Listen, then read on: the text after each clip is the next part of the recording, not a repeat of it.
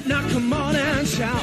Yeah, yeah, yeah, yeah. Say you will. Shout it right now, baby. Say you will. Come on, come on. Say you will. Come on and shout. Say you will. Yeah.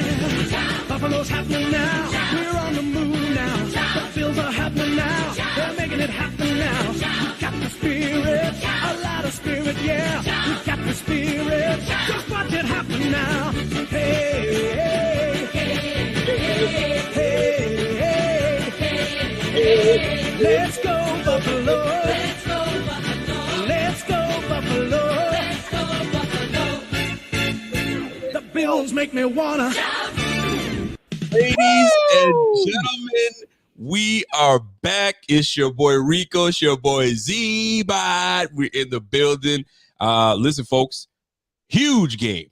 Z-Bot, huge game. Talk to me. How you feeling? Are you confident? Are you confident? First of all, it's mother effing Buffalo Bills playoff game day, Buffalo fanatics. Can you believe it? It's here. The culmination of everything, the offseason, the 13 seconds from last year, the last taste we had of the Buffalo Bills in the playoffs. It's all led to this, a 13-3 season that might have had its ups and downs along the way, but it resulted in about as good of an outcome as we would have hoped for in the beginning of the year. Now, of course, we would have loved the one seed. It was in our grasp. It was out of our control. Nothing about that you can be upset about. And when you think about it, Rico, yeah, would the bye have been nice? Absolutely. Yeah, but to me, 14-point favorites at home against Skylar Thompson and the Miami Dolphins is as good of a bye week as you're going to get without having the one seed. So to say I'm confident, Rico, would be putting it a bit lightly. Honestly, Rico, saying I'm confident, that would be an understatement. That's the best I can say. Listen, I'll tell you right now, man, because I mean the line went from 8 when potentially Tua was playing to 13, now moved up to 14 with a plus 700. And I'll tell you this, Rico, and I follow this very closely, the lines. It's not, this is one of those rare instances where oftentimes the professional bettors like to fade the public because they like to take the opposite side. We all know the public. I say this all the time. The Bellagio was not built on the backs of winners, Rico. And professional bettors like to fade the public because the public's the one building those luxurious casinos out in Vegas. But this is one of those rare instances where both the professional bettors and the public are heavy on the Bills. And today, Rico, the Bills are the largest favorite in wild card weekend history, meaning if they win, it's to be expected. However, if a massive letdown were to somehow happen, it would be the biggest upset in the history of the wild card. So there's a lot at stake here, for sure. There's a lot at stake. There's a lot of pressure at stake. I mean, right now, the matchup predictor has us at and this is the most lopsided I've ever seen a matchup predictor. 95.9%. The matchup predictor has the Bills taking this game versus the Dolphins. Now, we'd be silly to think that nothing is impossible and that nothing out of the ordinary can happen. You saw what happened yesterday. Last night, right? Exactly. It was a prime example. I went out for supper and I'm looking at the score. I'm watching the screen where I was at, and it was 27-0. I was like, my goodness, Jacksonville didn't show up. Cool. On my way home, I see there's a score change. I was like, what's going on? Fourth quarter, Doug Peterson put something together, and he figured out the Chargers and says, you know what? I'm going to go for 2. Not only am I going to go for 2, I do not respect your offense and Justin Herbert, and we're going to win this game by 1. And exactly what happened. Anyway, not to get on the Chargers, but I'm just saying things can happen in this league. You're more than fair to get on the Chargers. They just blew a 27-point lead in the playoffs. Brandon Staley, first of all, I mean, he was on the ropes already, Rico, because of last week starting the starters in a game that was meaningless. Mike Williams gets hurt. He wasn't out there last night. Nope. There was already rumors that if things went south last night, he'd be gone, but they get off to a 27-point lead, and it's hard to argue, blowing that game. You watched a man lose his entire career last night in Brandon Staley, for sure. You also watched a fan base who, and we know this, we're no strangers to this. The Buffalo Bills were the team that was considered to be cursed, right? They'd be the team that would have that happen in years past. But the Chargers, and I've tweeted this out several times before, I've never seen a team implode the way that the LA Chargers do, not just like last night, but it's every time they're in a big spot. And last night, Rico, I have never seen, and this is, I got to give all the credit in the world, I have never seen a quarterback bounce back within the same game the way Trevor Lawrence did. 4 interceptions into a race, a 27-point lead. Like you said, Doug Peterson, the coach of the year, if you want to argue it, what he was able to bring this team into after Urban Meyer, unbelievable job by the Jags last night. Incredible game. And let me tell you now, and I'm trying to find out what's going on, right? I'm thinking, no way, Trevor Lawrence, first playoff game, second-year player. There's no way he's going to go out like this. And this Jacksonville team is much better than people want to give them credit. I mean, they didn't win the AFC South out of nowhere. And Chargers are just going to charge you. I don't get it. You have Khalil Mack, you have Bosa on both ends to come after you. You got a good defense, and just you still let it go. Now, here's the killer part. I don't know about you, but the fourth down, like, listen, the 2-point score, right? Going for the 2-point conversion, the stretch over the top. I didn't see that coming. Doug Peterson, offensive genius, but it's the 4th and 1 where the game is on the line. You got to convert on this. He has 3 running backs in the backfield and big time first down play. Chargers, you blow. Emmanuel Ocho is going to get on your ass, and he's going to stay on your ass. And social media quarterback is exactly what we saw last night. He had an opportunity to drive his team to just close this game out, 3 and out quick. He's done. Are you kidding me? Are you kidding me? Man, Justin Herbert, I'm not going to say too much on it because how do you score 20? And this is what blows my mind.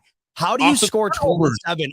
Yes, and only go on to score 3.5, where that defense couldn't stop a nosebleed. I got to get, like you said earlier, though, the 4th and 1, the going for it on the 2-point conversion, the ability to maintain trust in a quarterback who, let's face it, this is essentially rookie year 2.0 for Trevor Lawrence. He didn't get a fair shake last year. He had one of the worst coaches of all time at the professional level in Urban Meyer. This is essentially his first legitimate year under a soundly run organization. To be able to piece that together with a first-year coach in that organization, a first-year quarterback in that big of a spot at home. I mean, what blew my mind, Rico, is we all know that Jacksonville fans have had absolutely nothing to cheer about for basically ever, other than the Blake Bortles year where they almost went to the Super Bowl and beat Tom Brady in the AFC Championship. What blew my mind was watching Trevor Lawrence calm that crowd down. The way things have changed. You probably saw that graphic last night where it's been since 1990, since the Broncos, the Colts, the Patriots, and the Steelers have all not made the playoffs. You are watching the tide turn. Trevor Lawrence is part of that. And then, of course, today we'll see Josh Allen, Joe Burrow. These guys have completely flipped the script. And I think Trevor Lawrence showed you last night, despite the way he started, that he is going to wind up being in that conversation of those top guys come, the middle of next year when we're arguing about who the best quarterback is. I think no one's really played better than him over the last several weeks. And he showed you last night, no matter what happens, he's still a gamer. That was an incredible win from Jacksonville, man. Crazy. And you know what? And things like this, when Joey Bosa takes off his helmet and just acting like a big old baby and what just a fool, man. Team, you bozo, you big bozo is what you are. That's number one. Number two, I think Deontay just made a great point. And if this game didn't happen, maybe something miraculous would happen in this game tonight. But the fact that the Bills and everyone across this globe are watching this game tells you this: do not take your foot off the pedal. Right. Smash them. You need to squeeze until there's no air left, and then you walk off. Because we've seen it. Do not let them pull an undertaker on you where you think you got it, and all of a sudden they come back up to life. You just can't let that happen. It's just not feasible. Now, well, we talked about this on the AFC East roundtable, Rico. There's nothing more dangerous than a team with nothing to lose. The Dolphins have nothing to lose. There's not a soul on the planet other than TD, God bless him, who thinks the Miami Dolphins go out there and even keep this game remotely competitive, much less win.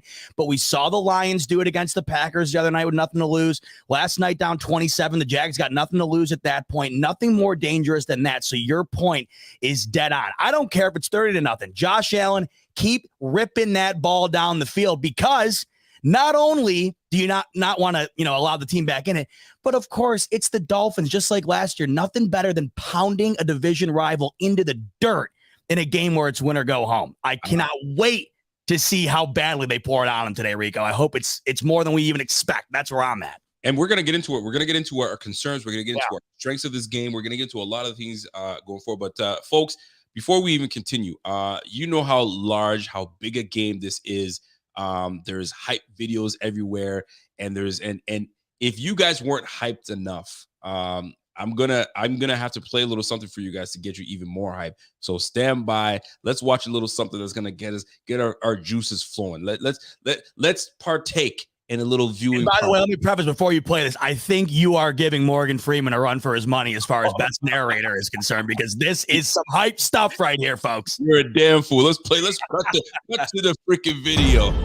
They all said this was the year, and that's exactly how things started. Right on schedule. What a start to the season for the Bills. All according to plan. It's almost unstoppable. There was just something in the air. And then there wasn't. Micah Hyde. Von Miller out for the season. Bill's safety DeMar Hamlin remains in critical condition. But that's Buffalo, right? Cold, tough, the type of place that will make a lot of people turn away and back down. But not our people and not this team. Touchdown! We keep going. It's not just a team and its fans. It's a bond. A bond sealed in the belief that out of hardship comes a unified and unstoppable force. This is storybook! What I said before was wrong. There was always something in the air. It's the strength, the grit, and sheer willpower of this team and these people. Throws to the end zone, and the ball is caught! Intercepted! Touchdown, Stephon Diggs! Oh my goodness! That's out! A kick is good! Doesn't look like an offense that's good enough to win the Super Bowl right now. Okay.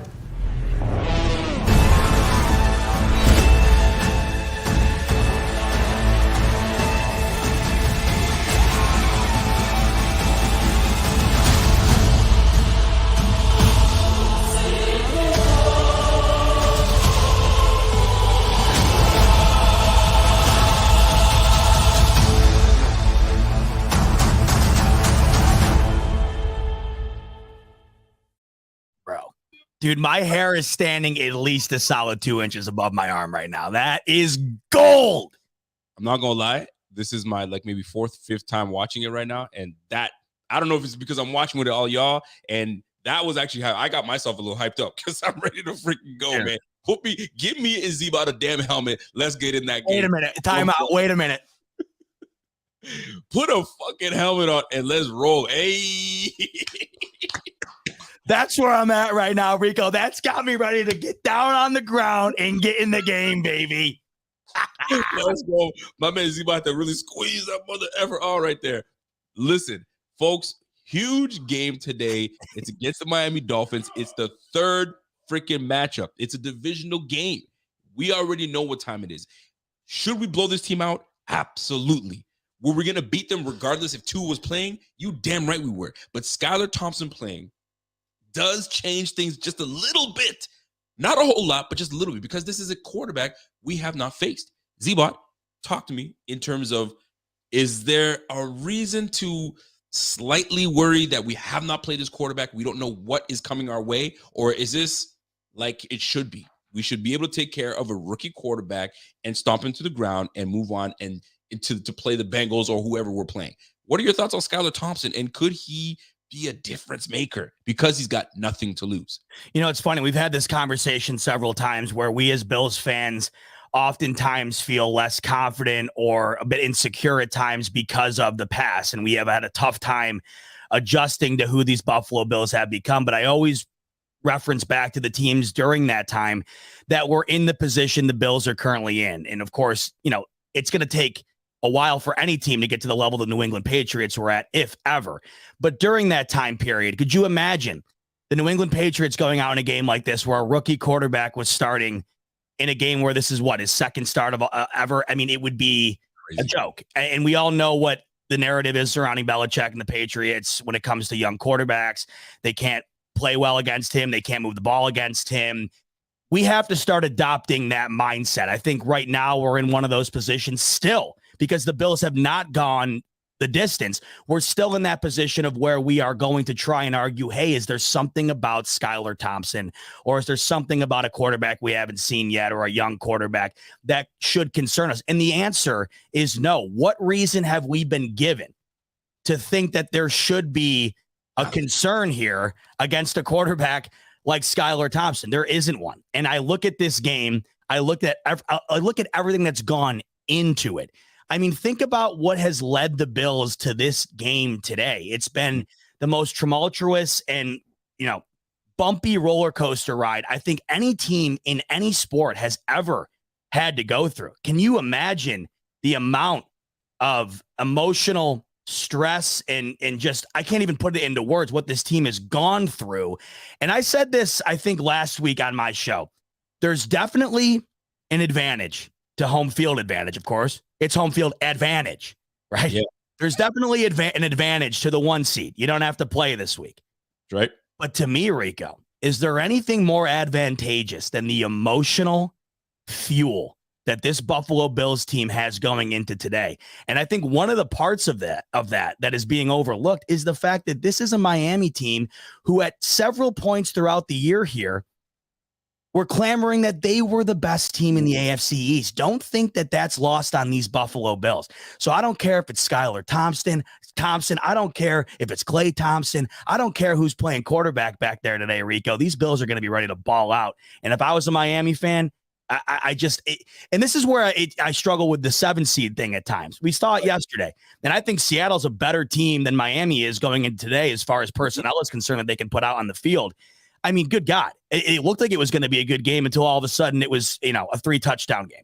So right. I look at that and I say to myself, if I'm a Dolphins fan, should we have been satisfied with just, hey, this was this year was all right. We couldn't get over the Tua injury concerns and we'll pack it in. Is this how you want to end the year? Like last year, did you want to end the year like a New England Patriots fan, 47-17 in the all-time perfect game? If I'm a Dolphins fan today, I just don't know what has me excited. Even as a Bills fan today, Rico, I mean, I'm sure you probably feel the same way. Where's your excitement level at? Like next week, if we get there and the Bengals get there, dude, I know you're like me in this way. We're going to barely be able to sleep and eat. The nervousness is going to be and the excitement. Exactly. But today it's just kind of like, all right, run this team over, put it in reverse, back up and make sure they're done. And then let's head off to the divisional. So that's where I'm at. I don't care who's playing back there today, Rico. Well, listen, I'm going to tell you right now, and if there's a sense of excitement for the Dolphins, there's not a whole lot to be excited about because the last 4 times that the Dolphins have made the playoffs, they've lost 4 straight times. Miami has lost 4 straight playoff games, each by 17 points. All right? It's the first franchise in NFL history to lose 4 straight playoff games by 17 points each. Today, let's make it 5. Folks, this is a game where, listen, this should be I don't want to use this word, but I'm going to have to use it. This is a tune-up. This is a tune-up to get your ducks in order because most likely we will be facing the Bengals. And if this isn't fate, I don't know what else is supposed to be, but we got to get rid of the Dolphins first before we start, getting our ducks in line in a row. But things are working the way they're supposed to. Like I said, there's something in the air. There was something in the air at the beginning of the season. And certain things are moving our way. I mean, Micah Hyde opens up there's a 21-day window that potentially we could see Micah Hyde if we take care of business the way we're supposed to. Could you imagine if we can get all those things ready so we can get to where we're supposed to get to? I'm excited, right? But we gotta get rid and take care of business. Now, here's one thing I do want to bring to people's attention: the inactive list is out. And I'm not sure if you've seen the inactive list. I haven't. Let's check it out. Let's check it out together. So, folks, if you're looking at the inactive list, here's what we're looking at. We've got Isaiah McKenzie on the inactive list. Apparently, he's got a bum hamstring, and the hamstring has kept him out. So that's an element of speed that we lose on the field going up against this Miami defense. Christian Benford. I thought Christian Benford would have been able to be active this game, but it looks like they just don't feel that they need him. So Benford out. Ike Butker probably not ready to play just yet. Jordan Phillips, a big key cog, a big piece in this defense, out. Jordan Phillips is out. Jared Maiden, Balen Spector, and Tommy Sweeney, names that we've already seen on this list before. But most interesting, Christian Benford and Isaiah McKenzie being on the inactive list. When you look at this list and you see Isaiah McKenzie being on this list and Cole Beasley being activated to the active roster for the playoffs, does this give you vibes of, okay, we're right back where we need to be? Mr. Cole Beasley, Gabe Davis, Stephon Diggs, Dawson Knox, and we've got a nice little tandem in the John back. Brown, apparently, who just revived his career last week. Oh, Brown, the active roster right now is pretty much what we needed to be. So we went from yikes, I'm not sure about a receiving core, to this is a decent little receiving core that we got here right now. So talk to me about the absence of Isaiah McKenzie and the addition of Cole Beasley and what this offense should be able to do to this Miami Dolphins team. Well, I think the first thing I take away, Rico, from looking at that inactive list, I can't tell you how many times this year I've had to bring on the thigh doc and just say, hey, thigh doc, here's the floor of 45 minutes. Talk me through every single injury on this team. 45 minutes might not be enough. I'm looking at that inactive list in the playoffs. That's as good of an inactive list as the Bills have had all season long. You want to talk about another thing going in the direction of these Bills, it's the health. A lot of teams, and we've seen this, the Philadelphia Eagles, who were undefeated at one point, the last team to lose a game this season, they're banged up. We see the Bengals all of a sudden have injuries piling up on their end. Of course, the Dolphins we see today, they have their injury struggles. The Bills right now, as far as a Super Bowl contender is concerned, they got to be one of the more healthy teams right now in these playoffs. Now, let's circle back to what you were talking about with the Cole Beasley situation. I can't put any stock into that because we all know Ken Dorsey. And anytime a player has been activated or added to this team, Nyheim Hines, John Brown, Cole Beasley, and then, of course, James Cook is another example that I bring up. You just never know if the guy's going to get 12 carries or he's not even going to see the field. That's the way it's been this year. They've added Cole Beasley. He has, 2-3 targets on the year at most. I don't know exactly what to make of that signing or to make of Isaiah McKenzie being out and Beasley being in. Does that mean we see more Beasley? Does that mean we see more of Khalil Shakir? Or, I always do this. Who are you looking at?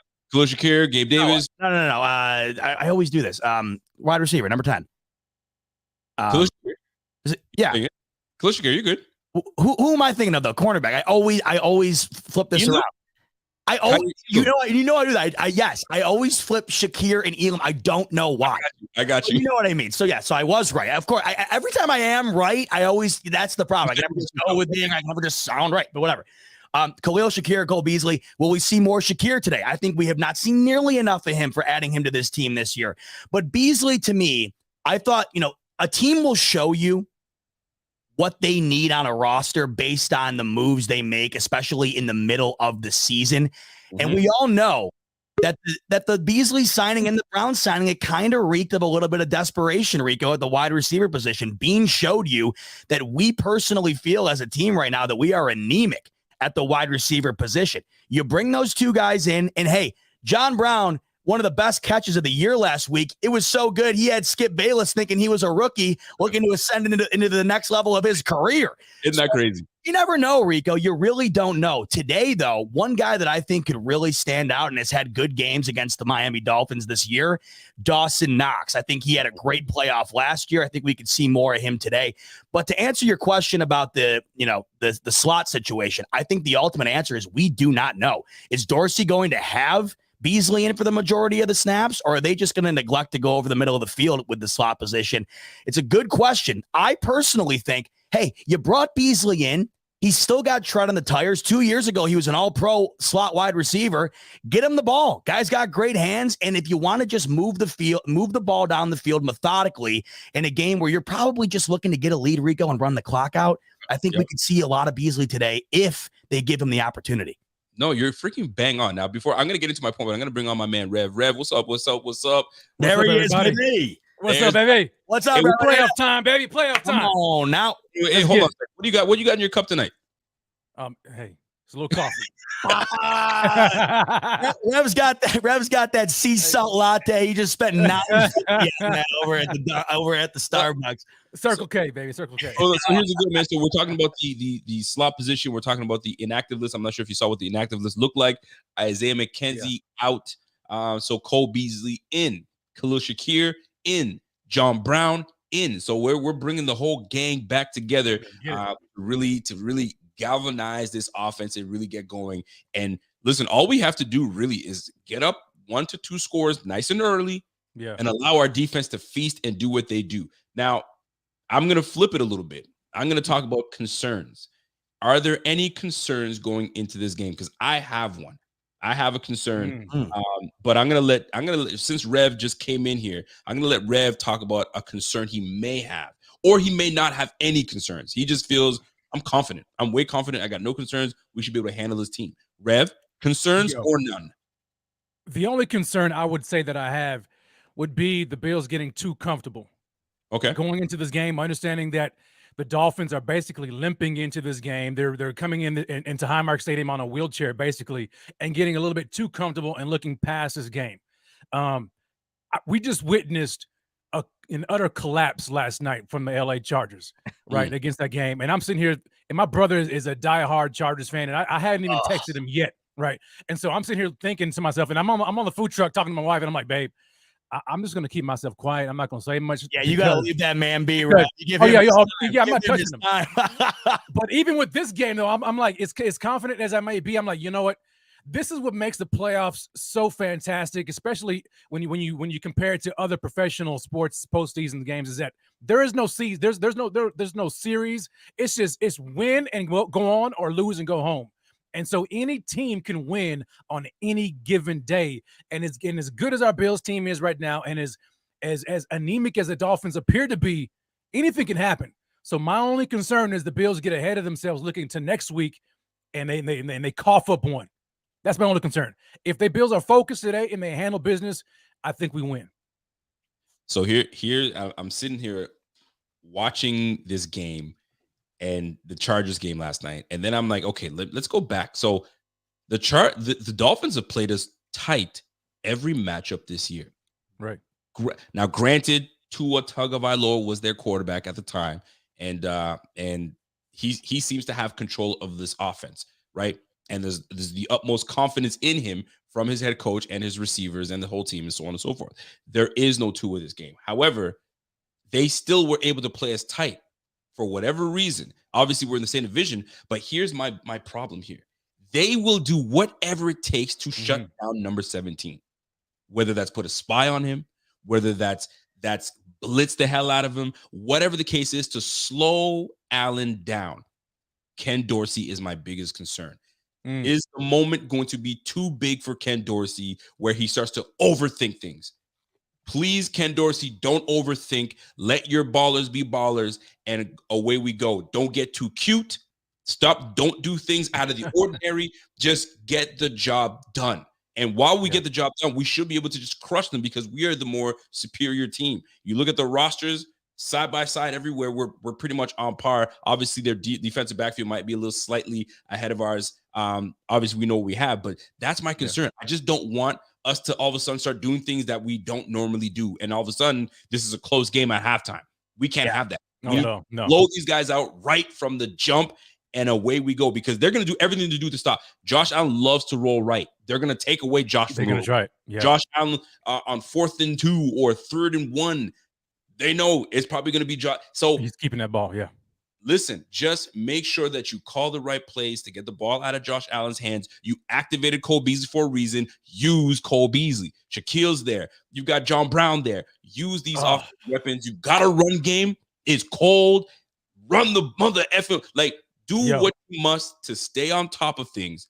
And that way we can just do what we need to do. We just can't let these guys get out of line. So Ken Dorsey, my concern is don't get too cute. Just do what you're supposed to do, and away you go. But do you have any concerns on your end? Well, I piggyback to what Rev said earlier, because that to me is just the ultimate concern when looking at this game. There's so many things that stack against Miami. It's almost to the point where it's like, it's so insurmountable. You're almost like, you can't even believe it, I guess you can say. That's how much is stacked up against them. Not only is Tua out today, if you go and look at the Miami Dolphins inactives, Raheem Mostert, who had 100 yards in the first quarter against the Buffalo Bills in Week 15 on that Saturday night, he's out. He's not playing. They have 2 O-linemen who are not playing today, the Miami Dolphins. In addition to that, the Miami Dolphins have lost 9 straight outdoor games when the weather is 40 degrees or below. 4 of them have been against the Buffalo Bills.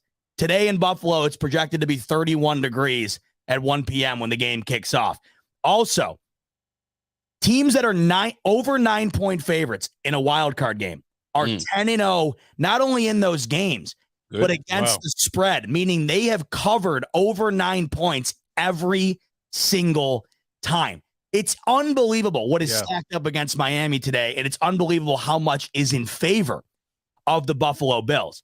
So when you're talking about concerns, I think we're going to sit here and try to drum up one to make ourselves feel better about something that we can allow ourselves to let up, allow ourselves to come to terms with a letdown should it happen. Yeah. I refer back to what we were talking about earlier, Rico. I can't sit here and just pretend that there's something to be worried about here in this game. I just can't, because I look at it and there's not a damn thing that I'm concerned about here other than what, and I thought your point was really good too. This is not a game where you go out there and try to look like the Harlem Globetrotters. And it's not a game where you go out there and try to run, the back of your playbook and get fancy with Dorsey there.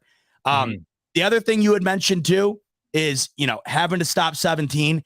The Miami Dolphins have been horrific against rushing quarterbacks, and nobody's been better than them against them than Josh Allen in that department. He owns these Dolphins, if not for the Week 3 game where the Bills' starting defense was sitting on the sidelines. So there's just so many things here, Rico. If you want to break down this game, it's just so overloaded to the Bills' side. I can't sit here and pretend there's something I'm concerned about other than the Bills simply just chopping off their own foot and killing themselves in a game where if they play their style of football, they coast.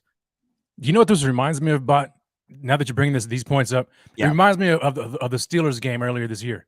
Right. Remember when we were talking about the Steelers? We thought, and we're kind of concerned about it. And you're like, man, it's just a fact of who the Steelers are and what they've been, but there's really no concern. That's a good point, man. That's a really good point. Well, the other thing too I want to bring up is, Rico, you said you got to get off to a quick start and put them away. I refer back to the Chicago Bears game. The Bears walked down the field on their first drive. They waltzed down the field with Justin Fields. And we're like, oh, this really what this game's going to be like today? They won by 22.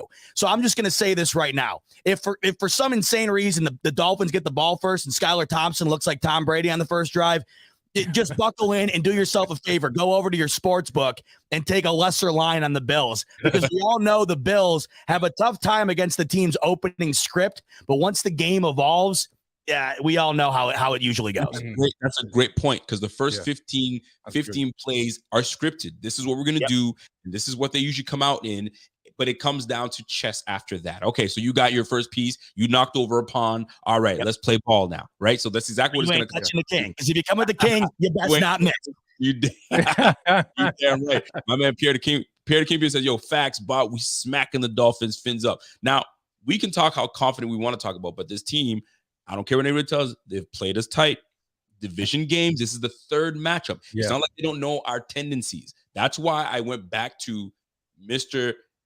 Ken Dorsey on not being cute, because your first play caller, maybe things differ. I doubt it, but you just have to have that level of like respect for the opponent, right? But there's respect, and then there's utter dominance, and I think that's what we're gonna do. And speaking of respect, how big respect going to DeMar Hamlin. Word is that DeMar Hamlin will be attending the Bills game. If they get this brother to come out with a flag and lead the charge, it's a wrap. This stadium will absolutely erupt.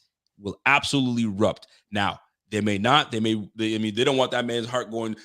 So let's relax a little bit. You just sit your butt down a little bit, chill out, relax. But I'm gonna tell you right now, man, this is going to be an epic game, and it's tough because Miami is coming on the road, and you got to face a team that is as jacked up and as pumped as possible, and they just got great news on top of that. Good luck, folks. Good luck to the Miami Dolphins. It's gonna be a tough task, but let's talk about Skylar Thompson. One thing, Rico, well, real quick to your point on the emotion there. That might be another thing too that you could have some slight concern about. The Bills just need to play. I don't want to say calm down because you want the hype, you want to be hyped up, but you can't let that get the best of you. I think I've seen a lot of people in arguing against the Bills today. They are gearing up for an emotional letdown based on the emotional high they've been riding. And I understand those points. So it's one thing I think today, and it's also a benefit for the Bills should they go out there and get, out of this game with a win, no matter how it goes. You're able to kind of put that to bed a little bit, because I think that right now this Bills team is still riding a heavily emotional fueled roller coaster right now. So it's one of those things where you just want to settle in. And I think it goes back to your point about the Dorsey and not getting too cute. There's no need for that this game. You just got to play sound fundamental ball. And we know when they do that, one of the best teams in the league. We are one of the Hands best. down. So, folks, this game is massive. Ladies and gentlemen, for those in the chat right now, where are you going to be viewing this game? Are you at a bar? Are you at home? Are you at a buddy's house? Are you at the stadium right now viewing this show right now? If you are, smash that like while you guys are here. Folks, we are less than 75 subscribers away from hitting our very big goal. How huge of a goal would it be to hit 25,000 subscribers today on playoff day against the Miami Dolphins? If you are not a subscriber, do me a favor, do us a favor. At Buffalo Fanatics, smash that like, and let's get us to 25K subscribers. Rev. Yo. There's got to be a star in this game. There's got to be somebody that steps their game up. There's got to be someone that you want to see perform and say, okay, we're on another level. Who is it for you? I see you like, yeah, man. Who do you have stepping their game up today where a star is born? We're going to call this A Star is Born on this. Oh, I like it. I like it. Star is born. I'm going to put that thing up, and I want you to think about who that star is going to be for you. But a star is going to be born today. Who will that star be? Okay, it's not going to take long at all. For me, looking at the roster breakdown today, for me, it's Khalil Shakir. He has an opportunity of a lifetime right now to solidify that slot position going forward. Last week, I was talking about, and I don't remember if it was on my show or whatever, but I was talking about, man, how Isaiah McKenzie has been kind of disappointing here lately. And going forward into the playoffs, I want to see more Shakir and then pull up John Brown and Cole Beasley. You have unlimited, on pull-ups or call-ups on the practice squad. Pull these guys up. Let McKenzie sit down. I want to see the young guy in Khalil Shakir. And what did we see last week, man? Whenever he got the ball in his hands, the guy has just really he's just flashed. Kind of reminds me of like an early Gabe Davis, how he didn't get a whole lot of touches, but when he did, he flashed. I see so much potential in Khalil Shakir. And this game right now, playoffs, lights are bright against the Dolphins. He has a chance right now to prove to everybody that this is his job for the taking. And I'm looking forward to it. And I think the guy's ready for it. I can't wait for Shakir. My man Pierre the Kingpin says, "Yo, Shakir could solidly that he could solidify that number receiver 2 spot." Love that one, Rev. Well, listen, if you love what Rev's gonna say, you're probably gonna love what Zbot's gonna say. Zbot, a star is born. It doesn't have to be a young player. It could be someone that just becomes a star today. A star is born. Who is your star for today? It happens to be a young player. It's Greg Rousseau. Today is one of those days where you're going let it rip, baby. This is one of those. Think about it, boys, right? Von Miller was signed to this team for these games, right? The postseason games. Unfortunately, he wasn't able to last long enough health-wise to be able to play in it. But we all know that his impact on this team was far greater than what he put out on the field. It was what he delivered to this young and very talented defensive line core. Greg Rousseau has had the best year of his career. And today, you're going against a rookie quarterback who's going to be frazzled as it is, playing in the Ralph in that environment, going up against one of the best quarterbacks in the league, going against the team who, let's face it, over the last handful of sample sizes we've had, have owned these Miami Dolphins. Greg Rousseau is going up against a line today that has its injuries. They're banged up. They're going up against a running back who is not the typical starter. Raheem Mostert is out today. And then, of course, back to the point, Skylar Thompson, this is his second overall start. There's nothing quite like being thrown to the wolves in a playoff game against the Buffalo Bills in Buffalo. Greg Rousseau has a chance to eat today, and I think that he is going to be quite full, boys, when this game's over. I think he's going to have a day today. If not on the stat sheet, he's going to have those F them up, F the play up type things where you don't see it on the stat sheet, but he's involved to where he wrecks the game and winds up giving this defense, not that they needed any extra boost, I think, today going against a rookie quarterback like this, but I think Greg Rousseau is going to be a major catalyst and really throwing him off in Buffalo. I love the Greg Rousseau pick, and I love the Shakir pick. And I'm sitting here like, okay, do I go? I can easily go on the offensive side of the ball, and I want to, but I'm going to stick to the defensive ball. And there's a name that got snubbed. He's been getting snubbed for years, and got snubbed for the Pro Bowl, but got vindication as an All-Pro, and that is freaking Matthew Milano. Milano, he's Italian stallion, baby. Yes, baby. Listen, man, he said it in the beginning of the offseason when he was interviewing, I think, with Chris Brown. He said one word that I want to be able to do today and this year is dominate. I want to dominate. And that he has done and has earned him an All-Pro nod and being one of the best in the game. And the fact that he's got recognition now, it's on and going forward. Man.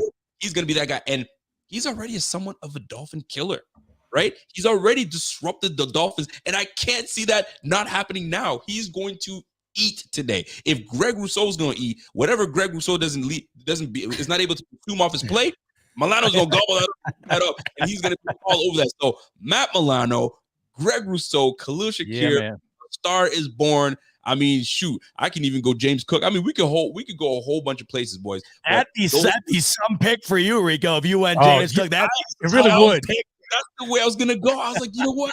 James Cook could be the He's game. budding. Yeah. James Cook becomes that guy. He becomes a star in this game. And what a place and what a game it would be. You know what I'm saying? A Florida boy. You know what I'm saying? Yeah.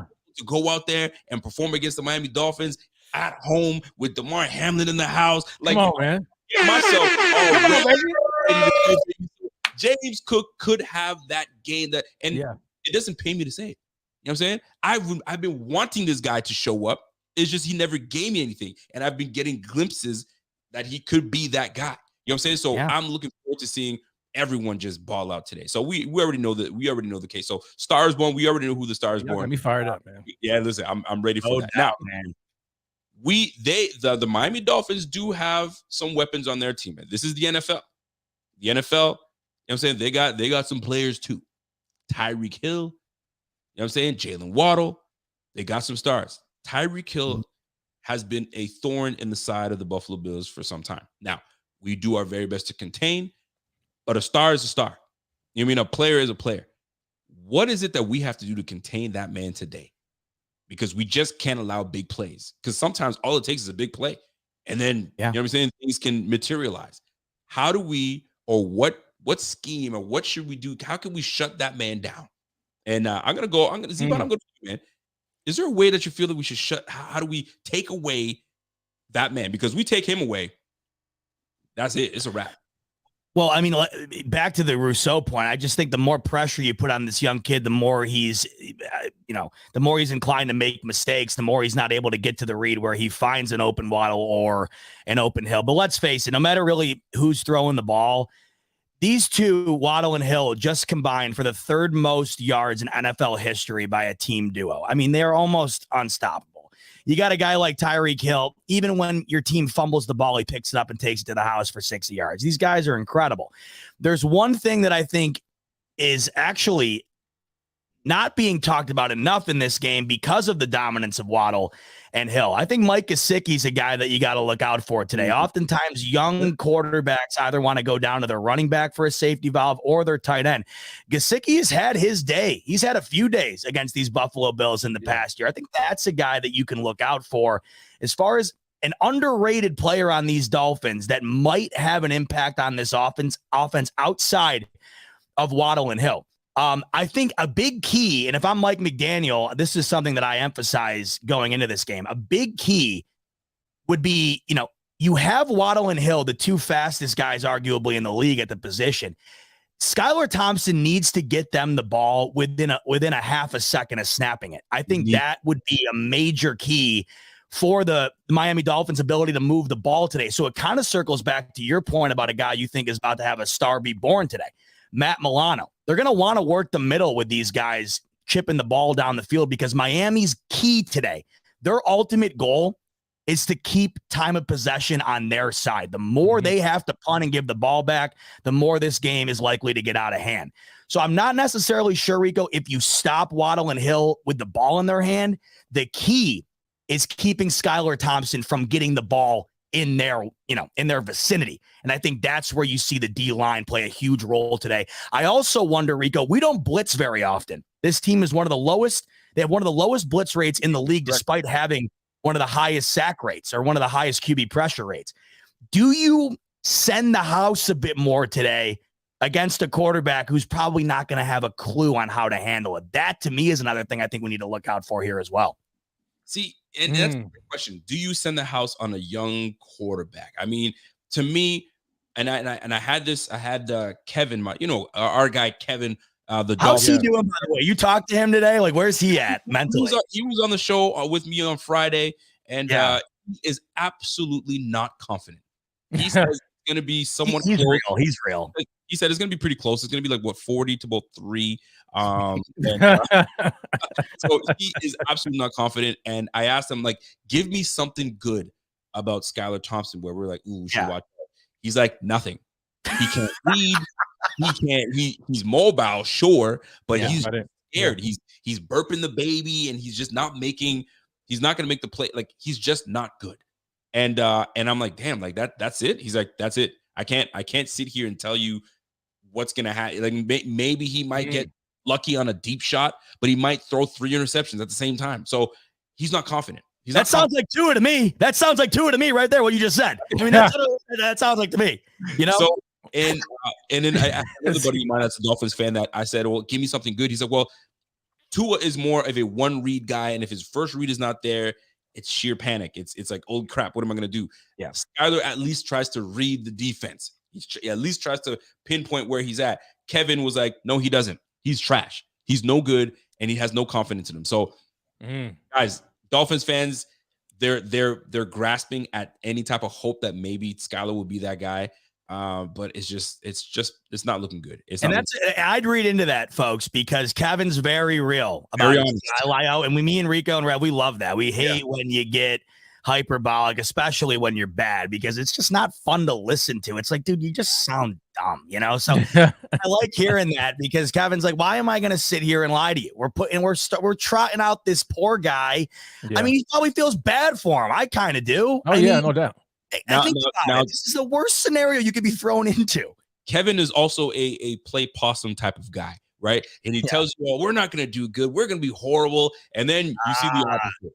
And then Kevin wants to play. He's kind of slick. Yeah, he's kind of slick. Yeah, he's slick with it. He's a hedger. He's a bit of a hedger a little bit, right? So, and that's why I have no bones about calling him at 1 a.m. and waking his ass up out of bed and saying, hey, how you feeling? Yeah. You're not going to go to bed. You're not going to go to bed with his ass in that post game, for sure. You go to bed. You wake your ass up. Wake up. Call you. Yeah. Me and Rick call his ass. Yo, wake up, man. What you got? You all right? You cool? That's the way I look at it. Now, folks, we are half hour away from this game starting. It's massive.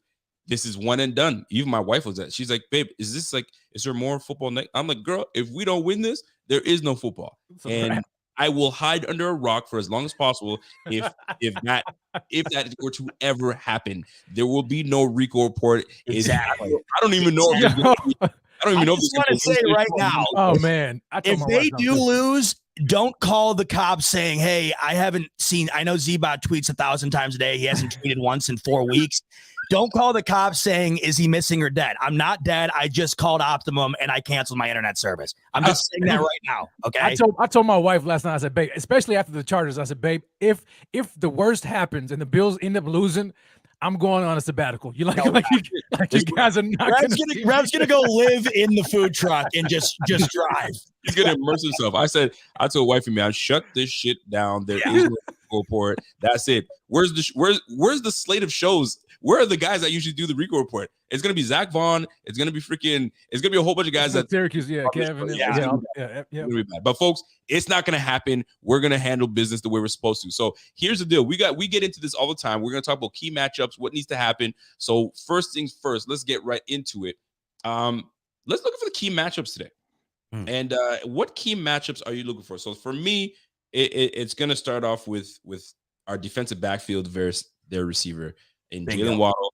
Jalen Waddle and Tyreek Hill. How do we scheme these guys to stop them? And when there's speed, what you do with speed is you stay in front of the speed. So we're going to probably play a lot of heavy zone, and we got to keep Tyreek in front of us.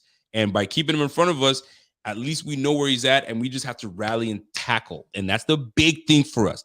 Tackling. We are one of the worst tackling teams in the league. When I say worst, I'm talking about like near the bottom, like bottom 5.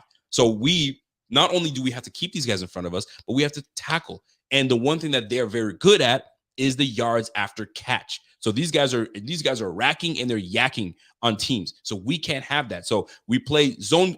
Playing zone is one thing. Tackling is another. We have to be able to make sure that we tackle and we make sure that we keep Tyreek in front of us. So key matchups for us today, it's going to be whether it's Dane Jackson, whether it's Kyer Elam in man or whatever the case is, but do your job. This is the playoffs. You cannot afford any mistakes because we will roast your ass. You know what I'm saying? And right now, Christian Bedford is inactive. So we've got no choice but to get these guys going. So make sure that pass rush, like Z-Bot said, pass rush needs to get after it.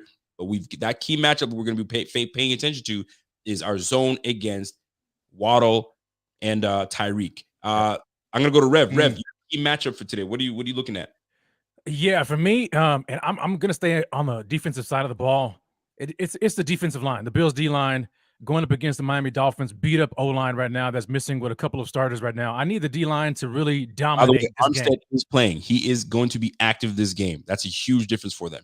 Huge difference. Yeah, and he's hurt all over the place though. Still, so he's going to do what he can. But I'm really looking at the interior of our defensive line, Ed Oliver, and then Groot as well. I want, especially with Jordan Phillips out, I need some production out of the defensive tackles.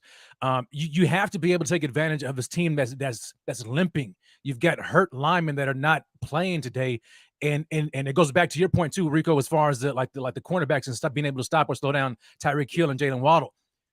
We need the pass rush to be able to get to it, because I don't think there's really no slowing down Tyreek Hill. You have to be able to affect the pass by getting after it with pressure and getting Skylar Thompson off of his spot, having him look like the player that he really is. And so if our defensive line can really get after it and get Thompson moving, get him on the ground, even if it's not sacks, but get him on the ground, I think that's going to bode well for the rest of the defense as well. So I'm looking at the defensive line making a huge contribution today. I like it. Z-Bot, your key matchup for today, man. What are you paying attention to? What's your key matchup? I'm going to pay attention to Xavier Howard on Stephon Diggs. You got to think on the defensive side of things. Xavier Howard's probably the best chance the Dolphins have today to force turnovers for Josh Allen, which I think is a major factor in this one. If the Bills play clean, I just don't know how the Dolphins win. But if they do get Allen into one of those modes where he's, forcing stuff and he's playing hero ball, you could see a different type of game. And I think Xavier Howard has a chance to be able to be that guy. I also think, and I've been on this train since he's come back, Tre'Davious White is the biggest veteran we probably have right now currently on this active starting roster for the defense. He had a huge play last week. I mean, people forget how close that Patriots game truly was. I think you don't really realize it because it didn't wind up finishing all that close. Right. But, the Patriots were in a position to really open up that game, and Tre'Davious White picked off Mac Jones in a huge play down near the goal line. Biggest play he's had since he's been back. And today, against the best wide receiver core, or the best wide receiver duo in the league, rather, Tre'Davious White against a rookie quarterback should have an opportunity to really, emphasize what we just saw from that message right there, where you say Tre'Davious White is back. So I think a lot of this game, matchup wise, to me, the keys, it's going to be cornerback play versus wide receiver play who winds up winning those battles. And you know what? I'm going to add one more matchup that's going to be huge because I know you guys know as well as I do. Melvin Ingram is a thorn in the man, Deion Dawkins. He is an absolute annoyance. This guy is a good player, and for some reason, he gets up to play against the freaking Bills, right? Listen, another player they have is Phillips. They got Phillips on the other side of that defense. We need big games from Spencer freaking Brown. Spencer Brown, Bates on that right side of the line. Christian Wilkins is no slouch either. When he's not sticking his finger in your booty hole, he's getting. I saw such a disturbing video. Oh man, of Christian Wilkins. This brother was not even in the freaking pile. This is collegiately, right? This guy ran into the scrum and caught a cheek somewhere, and kind of felt his way like he was blind. And stuck. You're a grown ass man and you do that, and they called him out for that. You get, hey man, this football. This is what I do. What I do. He has no care, man. No bones about it, man. So everybody, watch your booty hole in that, man, because Christian. Man. But anyway, on a more important note, though, in all seriousness, those bookends are going to be problematic. They're going to try to flush Allen out. They're going to try to keep him in. They're going to try to do whatever they got to do to disrupt him and get him away from getting to the receiver. So our bookend tackles, Deion Dawkins and our guy, Spencer Brown, which more so on looking at Spencer Brown, keep your hands up, keep these guys ready, and keep number 17 clean. I need that brother clean. You know what I'm saying? Because we just can't have any slip-ups, any nonsense, because one missed block and that throws anything off, right? So that's one huge thing that I wanted to touch on. We're gonna go to the next segment, Force, because we got Pierre the Kingpin that's gonna be going up soon. So we're looking at keys to the game, right? You got a key to the game, Z-Bot. You got a key to the game, Rev. And I'm gonna start with my man Bot. Z-Body. Z-Bot, what do you got for keys to the game? What's the biggest key to the game for you? It's just not turning the ball over. I mean, Josh Allen, you've seen at times that it will affect games. We've seen him get into these modes where he'll force balls that are not necessary, especially in situations where you just feel like the Bills are on their way to winning the game. Then all of a sudden the tide turns. So to me, it's just clean football. If the Bills do not turn the ball over today, please let me know how in the hell the Miami Dolphins keep up on the scoreboard with these Bills. The only way I see them flipping momentum and flipping the scoreboard around is if they are able to force turnovers. That starts with Josh Allen. There's no need to force anything today. There's no need to press down the field. Especially so the key to the game to me. Exactly. Because that's the area of the game where you just put it away, right? And even a field goal. I mean, think about it, Rico. The projected point total, I think, in this game for the Dolphins is like 13 points. So if you get to the red zone twice and you have to settle for a field goal, I mean, it's more than fine. It's more than fine. I also think it's a stepping stone for bigger games down the line here. Josh Allen needs a game in the playoffs, especially, to be able to say, all right, hey, that's one down, had a great game, we're on to the next one, because we've seen him ride that momentum that he builds for himself when he has incredible games. I think today's a perfect opportunity. Just need him to play clean football. If that's the case, I just don't see any scenario where the Miami Dolphins are able to not only win, but even keep it close. I like that. Rev, you got any keys to the game? Yeah, just keep it simple. I mean, I know this is a huge playoff game, right? I mean, because next week is not promised. So don't feel the need to do too much in this game. At the end of the day, we even hear guys say, you know what? Yeah, this is a playoff game, but man, when the ball is snapped, it's just football. So just approach it like that. It's just football. Be clean. I like what Z-Bot said, man. Play a clean game, but don't feel the need to do too much unless it comes down to the wire and you have to win the game. But needless to say, man, just do whatever it takes to win this game and just chill out, relax, because you are the better team. And so you should be able to win this game. If they do that, it's in the book. We got it. I like it. Keys to the game for me is it has everything to do with 14. Get 14 involved. I don't care. He needs minimum 10 targets. You target Stephon Diggs 10 times. There's no way that you lose this game. You've got to get him involved, and you've got to get him involved early. I don't care Cole Beasley's in the game. I don't care Dawson Knox in the game. They're going to get theirs, but your number one receiver should be involved early. I cannot have you wait until the second quarter or a second half to get him involved. Like I said, I've said this before. Deion Sanders is not on the other side of the ball. Patrick Surtain is not on the other side of the ball. You know what I'm saying? I'm going right back to the Dolphins days when Patrick Surtain was out there. You know what I'm saying? So we can't have that. Get number 14 involved, and we got something. We got something. So that being said, we got our keys to the game, and then we got to talk about bold predictions. You guys are is bold prediction. Rev like loves it. Give me a bold prediction, Rev. There's a hot take, and then there's a bold prediction. Yeah. What you got in terms of a bold prediction, my man? Okay. A bold prediction. The chat as well. What are your bold predictions? Put them in the chat. Hashtag bold predict. You got me saying bold prediction, and I'll read them as they go. Let's go, boy. What do you got for bold prediction, my man? Bold prediction for me, James Cook has a dominating game today, not just on the ground, but I say just total scrimmage yards. I think he goes over 100 yards for scrimmage today. I like that. I like that a lot, actually. Rev, Ziba, what you got, bro? That's where I was leaning, but I'm going to combine the total of what Josh, Evan, and James do today. I got 200+ rushing yards for the Buffalo Bills today.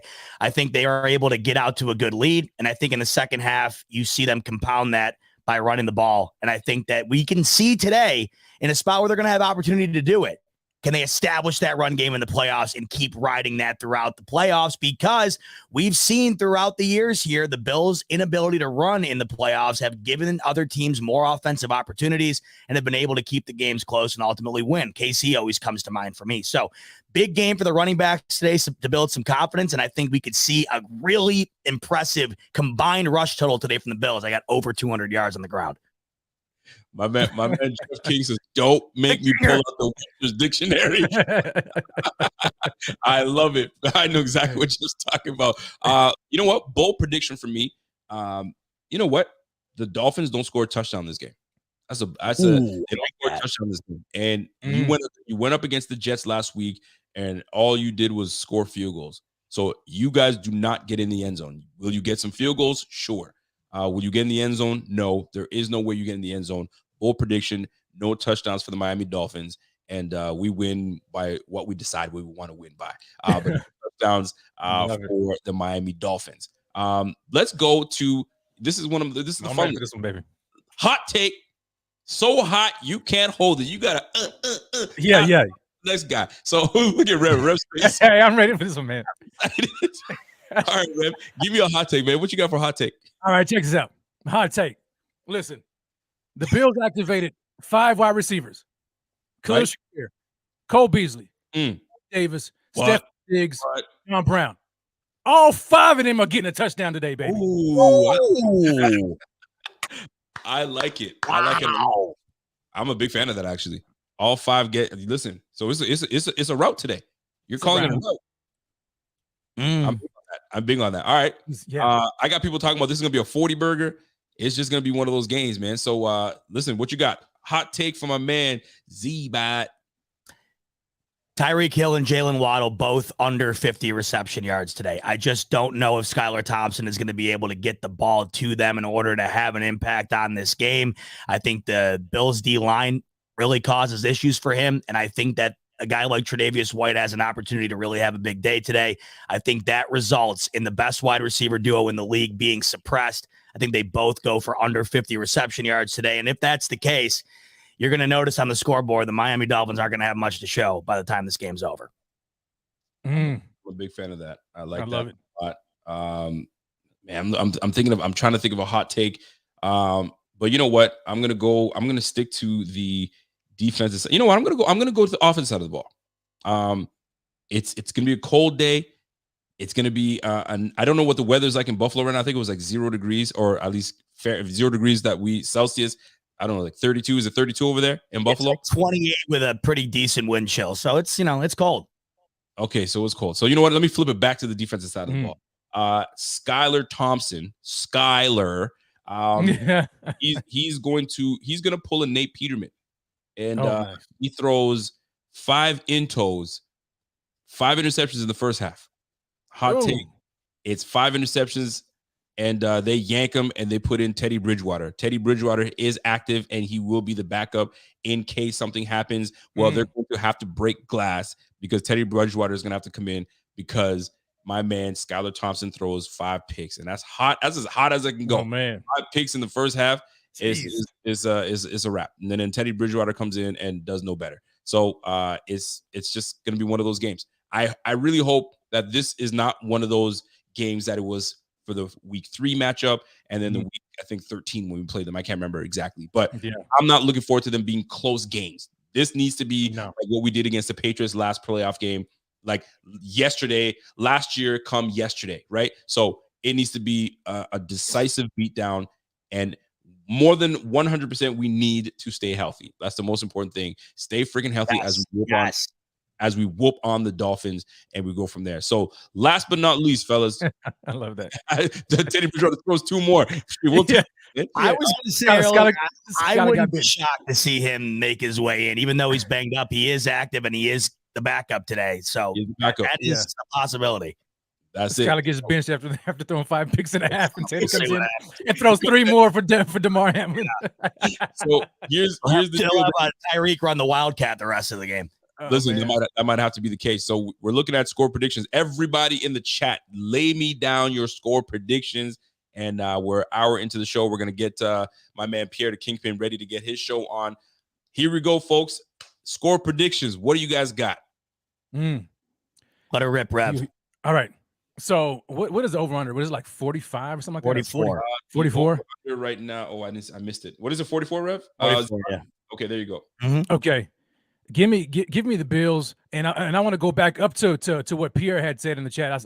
He was talking about this bold prediction here. If I could find it here, he said the Bills are going to have a perfect game on offense. I can't find it, but anyway, perfect game on offense. I said earlier from my hot take, all 5 receivers having the touchdown. That's 35 points. I say 35-7 Bills. That's a good score. I like that. Let me jump in there. Jump in there, man. Let me jump. We're doing double scotch. Let me jump in there, right? So here's the way I look at it. I said that this is a bold prediction. We're doing double dutch, baby. Come on, you got that. I'm ready to jump in, right? so let me jump in there and say, for me, I said that your review is stupid. So, you see it. I saw that. So let me jump in there and say that we're gonna keep these guys with no touchdowns. I say they score 9 field goals. So I'm gonna say 28-9 Bills. 28-9 Bills, and we shut them out of the end zone. They take some field goals, consolation prize, and get the hat of enjoy your flight back to Miami. Yeah. See about what you got, buddy. Tell Smoke. Yeah. 38-13 Buffalo. I think they get a garbage time touchdown at some point. I just don't see how they move the ball today. And I understand anything can happen. If you're thinking about it logically, I just don't know how they move the ball. And if they do move the ball, I don't know how they score today other than putting up field goals. So 38-13 is what I got. I think the Bills are motivated, especially on offense, and this defense is primed to have a big day. So I think they cover that spread, and I think we are happy campers after this one, and I got a feeling that we are looking forward to the game everybody is, Bills-Bengals in the divisional. We'll see what happens. Man, oh man, but we got to take care of the freaking Dolphins first, and then we can get excited for that Bengals game. So my man Silas Widow says, I'm predicting a big game. I'd love to see it. We would all love to see that. Yeah. So hopefully he breaks out, and now we can just get off his ass for a little bit, and he proves himself to it. I mean, not that he hasn't proven it. We've seen it before. We just need him to activate the big day Gabe Davis game, right? And then we're set and ready to go, man. So, folks, Bot is wearing the perfect game shirt for a reason. Bot, let me see the shirt, man. That's a hell of an eye, Pierre. You can barely see. Look at that thing. It's got the list right here from the last time we saw these Bills in the wild card round. 7 possessions, 7 touchdowns. And I got to tell you, boys, we could be primed for the sequel today. Another villain. It's kind of like the Marvel universe. First movie, we conquered the ultimate villain. Yep. And then the new villain comes around and they think they're top dog, but the boys, Spider-Man, Captain America, the Squad. Look, you can see it right here, actually. I got my, where is it? I got it right here. The Beasts of the East right there. Nice. I got the superheroes, and they're looking to come in during the sequel and show them that it wasn't an aberration last year. So good eye, Pierre. I would love to see Perfect Game Round 2 today. Give it to me, baby. Well, first and foremost, I love the background, by the way. Yeah, background's lit. Thank you. You're in a new apartment. You're a new man now, living in Connecticut. You know what I'm saying? What the hell? You every time I hear Connecticut, I think of Ken from Connecticut. And if people know what I'm talking about when I say Ken from Connecticut, give me a shout out. And if you don't know, you know, you know. If you know, you know. Ken from Connecticut. If you know, you know. But anyway, shout out to you, by the way. How's it feel living out in Connecticut, by the way? It's good. Loving it so far. It's awesome here. This is weird though, watching the playoffs here. So I'm excited to kind of get in the vibe of what this is going to be like for me watching games here. But it's weird to have like shifted my whole life in the middle of this, because this is just different territory. I'm always in the same spot watching the games. So hey, hey, we're 1-0 since I've been here. So there it is, right? Let's keep it up. And you're not in Bill's territory. There's a whole bunch of people in your area. Hey, it's Bill's territory now, bud. It's Bill's territory. There we go. Now, baby. All right, folks, listen, we are out of here. We're gonna let my man Pierre jump in there. And listen, man, there's not much else to say. It's game time. We get to, listen, I love doing with my boys, doing the doubt. Yes, man. The vibe right now. If you guys have watched the show, smash that like. Number one, if you have not subscribed, we are less than 75 people away from getting in there. Let's get this thing, man. There and smash that like, subscribe to the channel. Let's get up to 25K and let's get this thing going, man. So folks, that's it for us. Go Bills. Go Bills. Go Bills, baby. Squish the fish, baby. Let's get that shouts. Let's get that shout song going, because I need to pump myself up.